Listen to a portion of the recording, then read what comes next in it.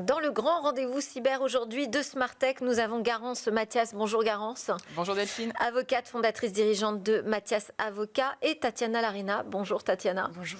Vous êtes présidente cofondatrice du cabinet de conseil en cybersécurité Opéra Cyber. Et puis nous sommes connectés aussi avec Paul-Olivier Gibert, président de la FCDP.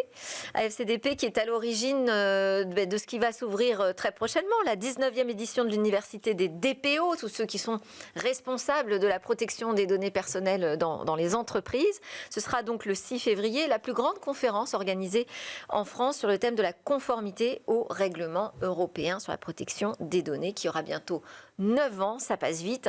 Beaucoup de défis quand même qui restent encore à relever, puis des évolutions qui sont attendues. Paul-Olivier, je voulais qu'on commence déjà avec les problématiques que vous allez aborder lors de cette conférence en matière de conformité. Quels sont les défis aujourd'hui ?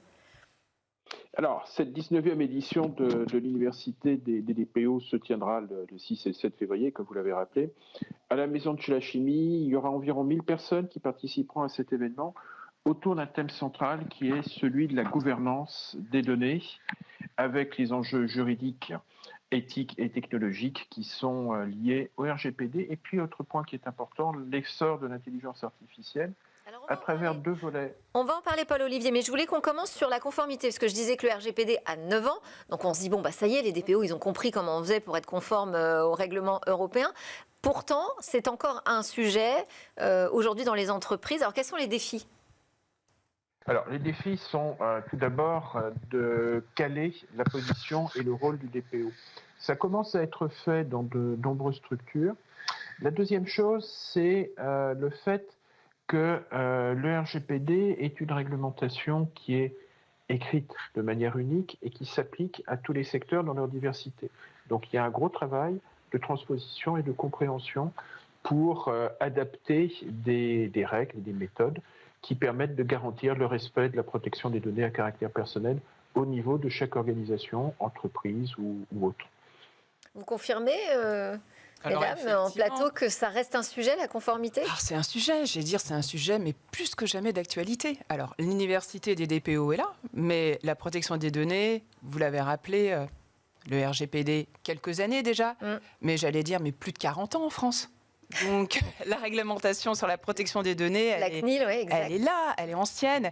Et j'allais dire des défis et des opportunités. Conformité, un mot-clé. Conformité, ce mot va avec confiance. Les DPO sont des acteurs clés, sont des clés de voûte. Beaucoup de choses reposent sur eux. Des défis, des opportunités, une complexité réglementaire. Effectivement, le RGPD, tout le monde en a entendu parler. La sensibilisation est là. Les décisions de l'autorité de contrôle de la CNIL font avancer les choses.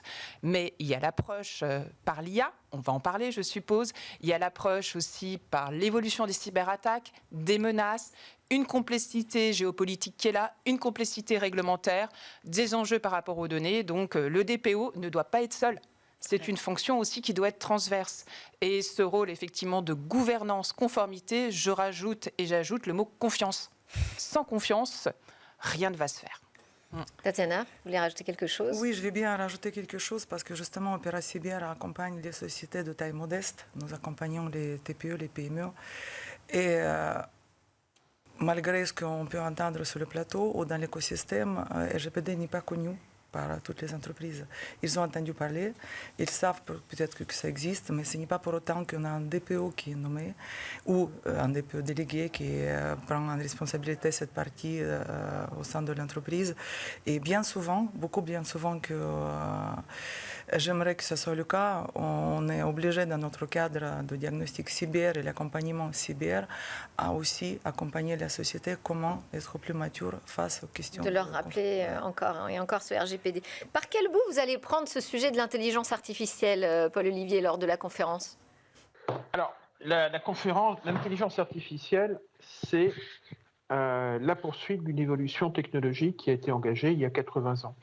Garance rappelait que la CNIL avait 45 ans et des poussières, que le RGPD a été précédé par la loi informatique et liberté.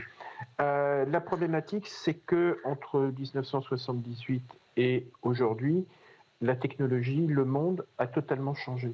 C'est-à-dire qu'on n'a plus des traitements. Il y a deux choses qui ont disparu et qui existaient en 78 et qui étaient au cœur de l'informatique.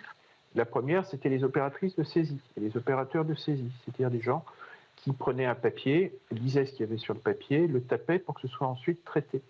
Et la deuxième chose, c'est que en 78, notre vie était matériellement une vie papier et des supports matériels. Or, maintenant, on est de plus en plus dans un environnement qui est dématérialisé. Donc, les enjeux ont complètement changé. Et puis, on a eu des vagues d'innovation. Et la dernière qui est en cours, que nous rencontrons, c'est celle de l'IA. Donc, c'est des choses qui sont extrêmement puissantes. C'est-à-dire qu'on peut considérer que dans 2 ans, plus personne n'écrira directement sans avoir recours à de l'intelligence artificielle. Mais c'est aussi quelque chose qui est d'une très grande instabilité. Dans quelques jours aura lieu le sommet de l'IA à Paris. Sujet qui est intéressant et qui a longtemps été un sujet tête de file. Mais ensuite, Donald Trump est arrivé et il a annoncé un plan d'investissement de 500 milliards de dollars sur l'IA. Donc effectivement, on s'est demandé est-ce que l'Europe pourra suivre. Uniquement sur la partie infrastructure data center, hein, je précise. C'est plus complexe que ça. Il faut regarder les chiffres. Pour commencer, il y en a d'autres qui sont annoncés par ailleurs pour les grands modèles de langage. Alors, on a effectivement ce projet d'investissement sur 500 milliards, qui est un chiffre clé. Ensuite, il faut regarder comment il fonctionne. Il y a des tranches qui sont prévues. Et on a aussi un problème qui est important aux États-Unis, qui est celui de la qualité des infrastructures, et notamment de sa capacité à produire de l'électricité. Mais ce n'est pas directement le sujet sur lequel j'intervenais. C'est-à-dire qu'il y avait un point qui était de penser, est-ce qu'on va pouvoir, en Europe, avoir une capacité à traiter et à fournir des langages, des LLM, d'autres outils d'IA. Et entre autres, ensuite est arrivé là, le petit dernier de Chine qui a expliqué nous on fait à peu près la même chose que ChatGPT, mais avec un coût inférieur divisé par 50. Donc ça, c'est une complexité qui est assez forte. Et puis la deuxième chose qui est importante, c'est qu'en Europe, on a mis en place une réglementation sur l'IA, qui est une réglementation spécifique qui traite de méthodologie de traitement, qui n'est pas quelque chose qui se superpose ou qui remplace le RGPD, mais qui a des effets de bord qui sont non négligeables. En particulier, certains traitements, qui sont des traitements non sensibles, le deviennent lorsqu'ils sont recours à des outils d'IA. Donc c'est ça qui va modifier et qui crée cette instabilité et cette complexité avec laquelle les organisations doivent vivre et dans lesquelles les DPO sont un point de soutien pour obtenir de la confiance en passant par la conformité. Là, j'ai répondu à votre question. Absolument, merci. Ça fait partie des défis, effectivement, hein, de voir comment tout ça va s'imbriquer, les actes avec le RGPD. On vous souhaite une très bonne conférence, Paul-Olivier Gibert. Merci d'avoir été avec nous. Je rappelle que vous êtes le président de l'AFCDP. Nous, on va continuer nos autres sujets du rendez-vous cyber. Évidemment, dedans, il y a l'intelligence artificielle, ces intelligences artificielles génératives, ces grands modèles de langage. Quels sont selon vous, les risques qu'il crée, les nouveaux risques qu'il crée en entreprise? Garance. Alors, effectivement, risques et opportunités, toujours pareil, hein, les balances. Déjà, il y a le règlement l'IA Act qui est rentré en application. Peut-être une date à rappeler, pour qu'on l'ait en tête, 2 février prochain, interdiction des IA à haut risque. C'est-à-dire toutes les IA, donc les IA génératives, qui pourraient gérer nos émotions. Deviner ce qu'on pense, donc faire des orientations, faire des biais sur les personnes vulnérables. Alors, les personnes vulnérables, il faut rappeler aussi, c'est effectivement aussi des collaborateurs, des salariés avec le lien de subordination. Donc, tout un pan, effectivement, du texte, un article très précis de l'IA Act, décrit ces IA interdites. Et, première date, interdiction d'utiliser ces IA, 2 février. Donc, l'IA Act est un règlement, pareil, texte de compromis, comme le RGPD, approche par les riches, comme le RGPD. Les risques, comme le RGPD. Transparence, bien entendu, mais transparence pour bien connaître quels sont les jeux des modèles entrants, quels sont les LLM utilisés, traçabilité. Ce ne sont pas que des mots-clés, ce sont des mots-clés qu'on va devoir transposer dans la technique, dans l'organisation, dans la connaissance, donc effectivement dans les contrats. Ça appelle d'autres mots, la propriété intellectuelle. N'oublions pas, On parle de risque par rapport aux personnes, on parle de risque par rapport à l'intervention de cette IA, par rapport, je prenais l'exemple de la gestion de nos émotions, mais ça veut dire aussi quels sont les contrepoids, qu'est-ce que je mets en place pour connaître le fonctionnement de l'IA, pour connaître les jeux des données entrantes et sortantes. Donc, contrepoids veut dire aussi mesures techniques, traçabilité veut dire aussi contrat. Et par exemple, est-ce que vous voyez ça comme un risque aujourd'hui, le fait que des grands modèles de langage américains se diffusent dans les entreprises et puis aussi chinois, comme DeepSeek? Bien sûr, il y a des risques, mais ce sont les risques qui, au-delà des risques cyber ou autres, conformité, c'est les risques étatiques, c'est les risques que la population, finalement, utilise les sources d'informations qui ne sont pas forcément fiables ou non pas fiables à 100%. Parce que déjà, les esprits critiques, il faut les développer de très jeune âge. Et ensuite, s'ils sont corrompus par l'usage massif des solutions faciles à utiliser, donc on est face à un risque d'avoir des citoyens qui ne sont pas capables de prendre de bonnes décisions, donc des dirigeants par la suite, etc.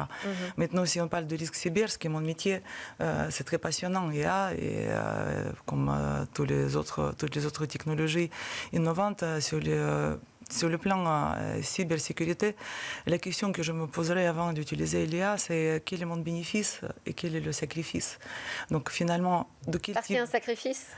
Parce que si finalement on développe une compétence qui est basée complètement sur un tabouret avec un seul pied, si demain cette compétence il est pas de qualité, notre avantage compétitif, il ne sera pas là. Aujourd'hui, je ne pense pas qu'un avocat va utiliser l'IA pour accompagner ces dossiers. Moi, je ne vais pas accompagner une société... Je ne sais pas, on posera la question à l'avocat. Moi, je ne vais pas, en tout cas, accompagner mes clients en posant les questions quand je fais mes diagnostics cyber ou d'autres types d'accompagnement. Qu'est-ce qu'il y a, tu penses? Je vais réfléchir par moi-même, par mon expérience. Et très souvent, quand je pose ces questions à plateformes d'intelligence artificielle, les réponses ne sont pas pertinentes. Donc, attention dans l'usage. Maintenant, ça peut nous aider à peut-être aller plus vite, mais ce qui a été dit à juste titre lors du forum de compétences, forum organisé par le forum de compétences en décembre, les sujets où les questions nécessitent une réponse intelligente ne seront pas apportées par l'IA. En tout cas, aujourd'hui, ils ne sont pas apportés. Pour l'instant. Parce que tout ça va très vite. Exact. Alors, je voulais quand même qu'on fasse un petit focus sur des lycéens qui vont se retrouver plongés dans un combat cyber. Passe ton hack d'abord. Donc, ça a commencé et ça va durer comme ça jusqu'au 7 février. Des lycéens, mais pas seulement. Il y aura aussi des jeunes qui sont en BTS ou dans des classes préparatoires qui vont s'essayer à la cyber dans une grande enquête. Je voulais avoir votre sentiment là-dessus, parce qu'il y a quand même plus de 7000 élèves et étudiants qui participent. Aujourd'hui, c'est un sujet compliqué de parler de la cyber auprès des jeunes. On a besoin de ce genre d'événement. Alors, c'est fondamental, ce genre d'événement. C'est essentiel pour développer l'esprit critique, pour maîtriser effectivement les choses. Et c'est essentiel, et effectivement, peut-être de le faire, là on le fait pour le lycée, mais peut-être réfléchir aussi pour le faire avant même le lycée. Parce que déjà, les usages sont là. Donc pourquoi pas, on va dire, développer des initiatives pour les collégiens, pour le primaire, puisqu'on sait tous que ça passe par l'éducation. Et on sait tous aussi que l'esprit critique est nécessaire. Donc cette édition, il faut souligner aussi les organisateurs, il y a le Com Cyber, il y a un développement extrêmement énorme. Voilà, des l'éducation investissements nationale, énormes, le Com Cyber, une implication très importante des autorités. Des lycéens, je crois que c'est la 2e édition, qui vont pouvoir se plonger dans ce jeu, mais dans ce jeu... Il y a une partie ludique. Oui, effectivement, et on sait effectivement qu'on apprend par cette partie ludique, qu'on apprend en jouant, qu'on apprend effectivement... Alors c'est un jeu effectivement avec un scénario très intéressant, donc initiative, on va dire, très riche pour former, on va dire, les citoyens que sont les jeunes lycéens BTS, et peut-être une opportunité pour poursuivre et développer avant même le lycée. Peut-être avoir ces nouveaux talents qui nous manquent aujourd'hui beaucoup dans la cyber. Merci beaucoup. On arrive déjà à la fin de notre grand rendez-vous ensemble. Garance Mathias était avec nous, de Mathias Avocat, et Tatiana Larina d'Opéra Cyber. Merci à toutes les deux. Merci beaucoup.